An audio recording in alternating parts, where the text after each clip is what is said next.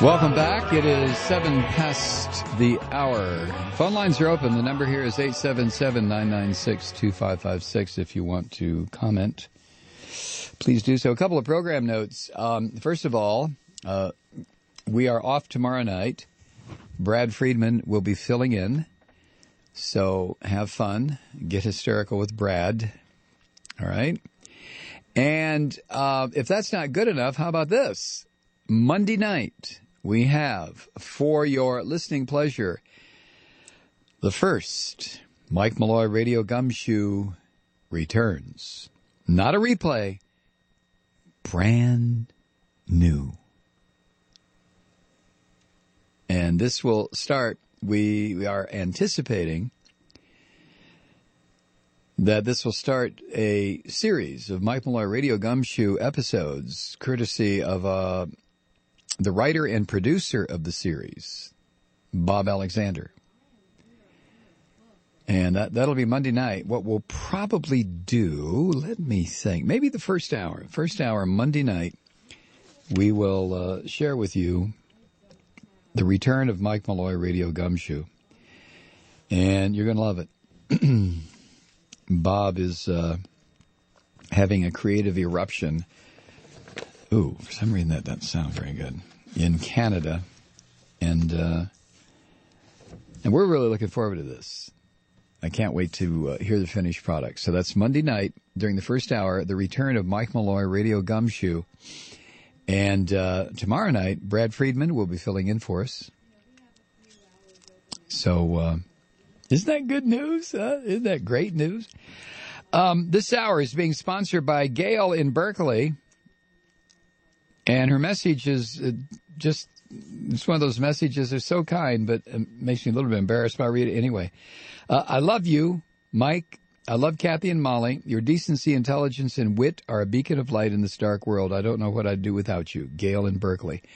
Well, that's very kind. Thanks, Gail. Thanks for the sponsorship. And the words are humbling. Thank you. I appreciate it. Michael in Roswell, one more little bit here about the guns and everything. Michael writes, people are gullible and terrified, and the gun and ammo manufacturers know it. They know their customers. That's why Wayne LaPierre can get away with such gross exaggerations. Never underestimate the economic benefits of keeping people fearful and crazy. What would the composition of the NRA look like, Michael writes, if its motto was, guns are dangerous in the hands of gun nuts? Well, in truth, they'd all become members of Gun Owners of America in that case, whose leaders are even crazier than those of the NRA. Cheers, Michael in Roswell. Yeah, and I think the reason Wayne is just going so far off his nut, I mean, just out there someplace where the coil that returns him to his crawl space when he's finished, that coil has now broken, and he's just flying through space with his mouth open. And I think the reason is Gun Owners of America and NRA are in a death struggle.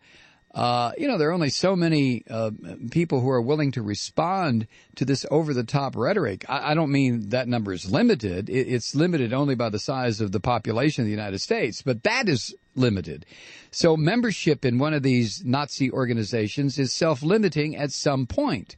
So Wayne is terrified that he's going to miss $1 or 20 or 1,000, and therefore he's got to be more over-the-top than Gun Owners of America. So that's where, in my opinion, that's where all this conspiratorial horse crap is coming from. These people are just, I mean, it would be funny except for the fact that it's lethal.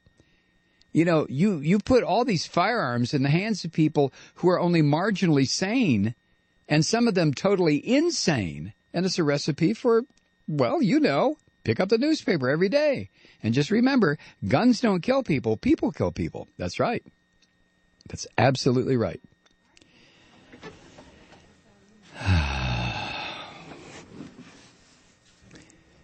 877-996-2556. You want to talk or not? We'll wait another second. Well, we'll talk with George. George is in Jacksonville, Florida. Hey, George. Yeah, how you doing, Mike? I'm all right. Thanks for taking my call. Sure.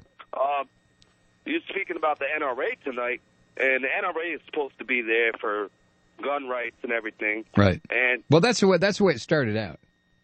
Well, not as a matter of fact, it never even started out that way. It started out as an organization that taught hunter safety, firearm safety. It started out with the realization that Americans were going to hunt. They're going to go do this. They're going to head for the field. So they might as well know how to handle a weapon. They didn't start this nonsense about gun rights until, I don't know, 25, 30 years ago when they all went insane. There's no need. Look, it's the second damn amendment to the Constitution. I mean, how do you unconstitution an amendment to the Constitution? I mean, it's never been done in the history. Well, that's unconstitutional, right? What? That's unconstitutional, right? What is? To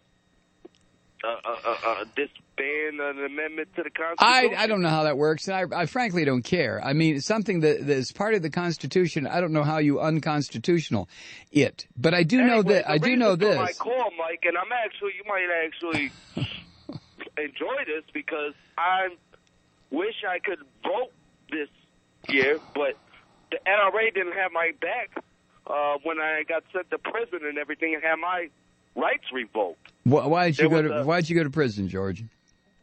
Well, there was an incident here where it was an accidental shooting. My last time in prison was for possession of firearms, actually. Yeah. But isn't that ironic? Oh, listen, George, my bad. I'm just looking at the chat room here. Yeah, things can be unconstitutionalized. The amendment, I forget which one it was, about prohibition, where, honest, God-fearing, gun-toting people couldn't go get a drink in this country for a number of years. That was repealed. So, yeah, you can unconstitutional something, but it takes massive amounts of legislatures have to agree, the federal government has to agree, the states have to agree, yada, yada, yada. Now, back to, why were you in prison?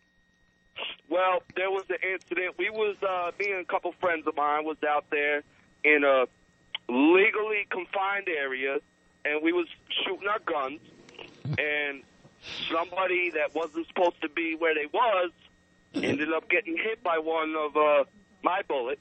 Yeah. And now the kid was fine, just some scrapes and bruises. Wait, George. Bullet scrapes and bruises? Well, it was just a flesh wound. It wasn't really a big deal. I said, okay. All right. How old was the kid? 6, 3? Oh, no. He was like probably 12 or 13. Oh, well then. So you went to prison for doing what? I mean, if some kid jumped in front of your bullet, that's not your fault.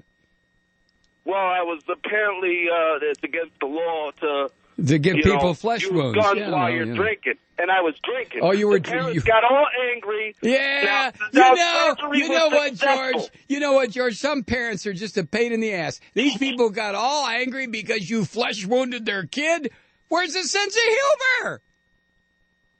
No. Surgery was successful, Mike. Don't get it twisted. Surgery was successful. Hey, let me ask you something. Is this really blue? Is this blue? Was before Obamacare. Is this blue? You're blue. Wait a minute. You're blue. I know you are.